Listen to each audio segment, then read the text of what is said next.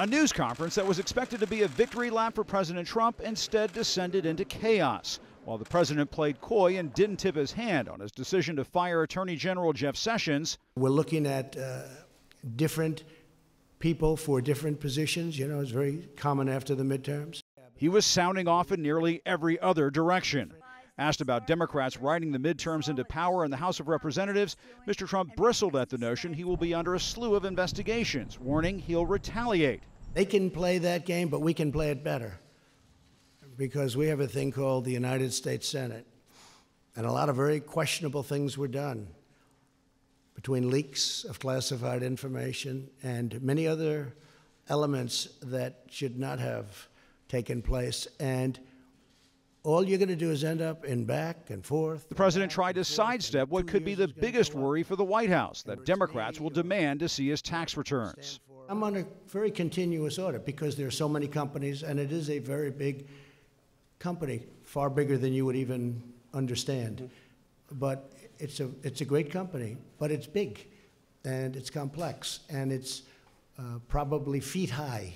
It's a very complex instrument, and I think that people wouldn't understand it. Mr. Trump was clearly taking the election returns personally, slapping at House Republicans who decided to steer clear of the president and lost. Mia Love gave me no love, and she lost.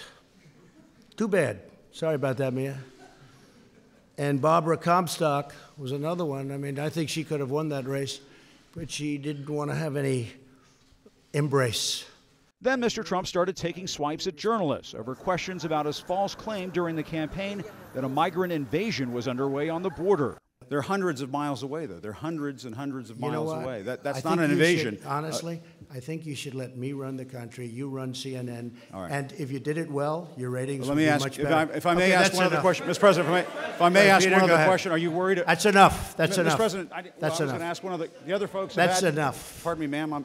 Mr. President, that's enough. Despite the pipe bomb sent to CNN and other Democratic politicians, the president returned to his favorite insults for the media. Okay, just sit down, please. Well, when you report fake news, when you report fake news, which CNN does a lot, you are the enemy of the people. The president also lashed out at reporters who simply asked why he considers himself a nationalist. Why do I have among the highest poll numbers with African Americans? I mean, why do I have my highest poll numbers? That's such a racist question. Honestly, I mean, I know you have it written down and you're going to tell me. Let me tell you, it's a racist question.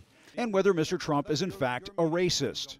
And I don't use racist remarks. And you know what? If I did, you would have known about it. I've been hearing there are tapes for years and years. There are tapes.